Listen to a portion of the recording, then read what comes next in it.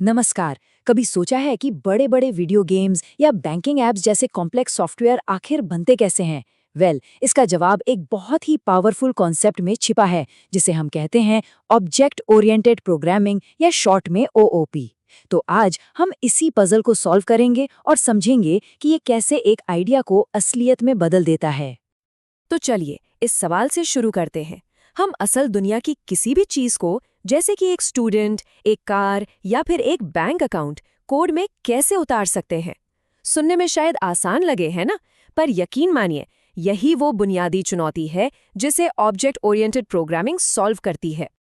देखिए, प्रोग्रामिंग करने के मोटे तौर पर दो तरीके हैं। एक है प्रोसीजरल, जो किसी रेसिपी की तरह स्टेप बाय स्टेप चलता है, लेकिन दूसरा है ऑब्जेक्ट ओरिएंटेड, जो एक कार के ब्लूप्रिंट जैसा है। इसमें हम अलग अलग हिस्से डिज़ाइन करते हैं जो आपस में इंटरैक्ट करते हैं, और इसका फ़ायदा कोड ज़्यादा ऑर्गेनाइज्ड, समझने में आसान और रियल वर्ल्ड से जुड़ा हुआ लगता है। तो आज के इस सफ़र में हम क्या-क्या देखने वाले हैं? सबसे पहले कि भाई हमें ऊप की ज़रूरत ही क्यों पड़ी। फिर हम इसके कोर कॉन्सेप्ट्स को समझेंगे, क्लासेस यानी ब्लूप्रिंट्स और ऑब्जेक्ट्स यानी उनसे बनी असली चीजें। हम ये भी देखेंगे कि इन ऑब्जेक्ट्स के पास क्या जानकारी होती है और ये क्या-क्या कर सकते हैं। और आखिर में हम उन दो मेन प्रिंसिपल्स को समझेंगे जो ऊप को इतनी पावर देते हैं। तो चलिए शुरू करते हैं। तो सबसे पहला सवाल, आखिर हमें ओओपी चाहिए ही क्यों? देखिए, एक छोटी मोटी टू डू लिस्ट बनाने के लिए तो स्टेप बाय स्टेप कोड ठीक है, लेकिन जैसे ही सॉफ्टवेयर थोड़ा बड़ा और कॉम्प्लेक्स होता है, कोड एक उलझी हुई खिचड़ी बन सकता है। ओओपी हमें इसी मैस को सुलझाने का एक जबरदस्त तरीका देता है। अगर हम प्रोग्रामिंग की जर्नी को देखें तो शुरुआत हुई प्रोसीजरल प्रोग्रामिंग से, जहां कोड बस एक लाइन में चलता था। फिर आई फंक्शनल प्रोग्रामिंग, जिसने हमें कोड को छोटे छोटे रीयूजेबल टुकड़ों में बांटना सिखाया। और अब ओओपी इसे एक बिल्कुल नए लेवल पे ले जाता है। ये हमें असल दुनिया की चीज़ों को ही कोड में मॉडल करने की ताकत देता है, जिससे हमारा कोड न सिर्फ रीयूजेबल बनता है, बल्कि उसे मैनेज करना भी बहुत ही ज़्यादा आसान हो जाता है। चलिए अब सीधे जंप करते हैं ओओपी के सबसे पहले और सबसे ज़रूरी कॉन्सेप्ट पर, क्लासेस। इन्हें आप अपने ऑब्जेक्ट्स के लिए एक डिज़ाइन टेम्पलेट या एक ब्लूप्रिंट समझ सकते हैं। एक क्लास बेसिकली ऑब्जेक्ट्स बनाने का एक नक्शा है। ये तय करती है कि उस क्लास से बने हर ऑब्जेक्ट में कौन सी जानकारी होगी, यानी एट्रीब्यूट्स, और वो क्या-क्या कर पाएगा, यानी मेथड्स। बिल्कुल वैसे ही जैसे एक कार फैक्ट्री का ब्लूप्रिंट बताता है कि हर कार में इंजन होगा, 4 पहिए होंगे और एक स्टीयरिंग व्हील होगा। और कोड में ये कुछ ऐसा दिखता है। यहाँ हमने स्टूडेंट नाम की एक क्लास बनाई है। ये एक ब्लूप्रिंट है जो कहता है कि इस क्लास से बनने वाला हर स्टूडेंट एबीसी कॉलेज का ही होगा। हाँ, माना कि ये बहुत सिंपल है, पर हर बड़ी चीज की शुरुआत ऐसी ही होती है ना? तो ब्लूप्रिंट तो बन गया, यानी हमारी क्लास तैयार है। अब वक्त है उस ब्लूप्रिंट से असली चीजें बनाने का, और इन्हीं असली चीजों को हम कहते हैं ऑब्जेक्ट्स। तो एक ऑब्जेक्ट क्या है? वो उस क्लास का एक जीता जागता रियल वर्ल्ड एग्जाम्पल है, या कह लें एक इंस्टेंस है। अगर क्लास कार का ब्लूप्रिंट है, तो उस ब्लूप्रिंट से बनी एक असली कार एक ऑब्जेक्ट है। प्रोग्रामिंग में ऑब्जेक्ट और इंस्टेंस, ये दोनों शब्द एक ही चीज के लिए इस्तेमाल होते हैं। इसको ना एक फैक्ट्री की असेंबली लाइन की तरह सोचो। हमारे पास कार का एक ही ब्लूप्रिंट है, पर हम उससे हजारों लाखों कारें बना सकते हैं। एक नीले रंग की कार 1, एक लाल रंग की कार 2।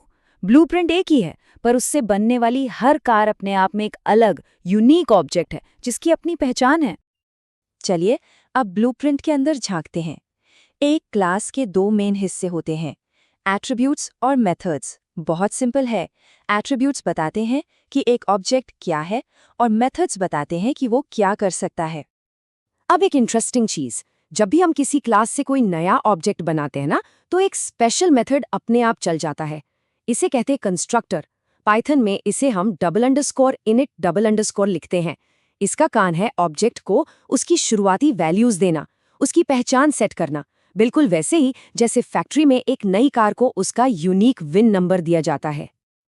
अच्छा, क्लास के कोड में आपने अक्सर ये सेल्फ वर्ड देखा होगा। आखिर ये है क्या? ये बहुत सिंपल है। ये बस उस करंट ऑब्जेक्ट का खुद का रेफरेंस है। सोचिए, जब हम कार 1 को उसका रंग बदलने के लिए कहते हैं, तो सेल्फ उसे बताता है कि मुझे अपना रंग बदलना है, कार 2 का नहीं। सेल्फ का सीधा मतलब है मैं खुद। ओके, तो एट्रीब्यूट्स में भी थोड़ा ट्विस्ट है। ये दो तरह के होते हैं। एक होते हैं क्लास एट्रीब्यूट्स, जो उस क्लास के सभी ऑब्जेक्ट्स के लिए कॉमन होते हैं, जैसे सारी कारों की मैन्युफैक्चरर कंपनी का नाम। और दूसरे होते हैं इंस्टेंस एट्रीब्यूट्स, जो हर ऑब्जेक्ट के लिए यूनिक होते हैं, जैसे हर कार का अपना अलग रंग या विन नंबर। ठीक है, तो अब तक हमें ये पता चल गया कि ऑब्जेक्ट के पास क्या-क्या प्रॉपर्टीज होती हैं, उसके बारे में क्या जानकारी होती है। लेकिन सवाल ये है कि वो कर क्या सकता है? और इसका जवाब है मेथड्स। मेथड्स वो फंक्शंस हैं जो क्लास के अंदर लिखे जाते हैं और ऑब्जेक्ट के एक्शन या बिहेवियर को बताते हैं। जैसे एक कार स्टार्ट हो सकती है, एक्सेलरेट कर सकती है या ब्रेक लगा सकती है। ये सारे एक्शंस ही उसके मेथड्स हैं। और अब हम आ गए हैं इस पूरी कहानी के सबसे जरूरी हिस्से पर, ओओपी के दो स्तंभ। ये सिर्फ नियम नहीं है, ये ओओपी की असली सुपर पावर है। पहला पिलर है एब्स्ट्रैक्शन। इसका मतलब है कॉम्प्लेक्स डिटेल्स को छिपाना और सिर्फ जरूरी चीजें ही दिखाना। इसको ऐसे समझिए, जब हम कार चलाते हैं तो हमें ये जानने की जरूरत नहीं कि इंजन के अंदर पिस्टन कैसे काम कर रहा है। हम बस एक्सेलरेटर दबाते हैं और कार चलने लगती है। इसका परफेक्ट एग्जाम्पल है कार का डैशबोर्ड। हमें स्पीडोमीटर दिखता है, पर उसके पीछे की कॉम्प्लेक्स वायरिंग और सेंसर्स से हमें कोई लेना देना नहीं होता। यही तो है एब्स्ट्रैक्शन।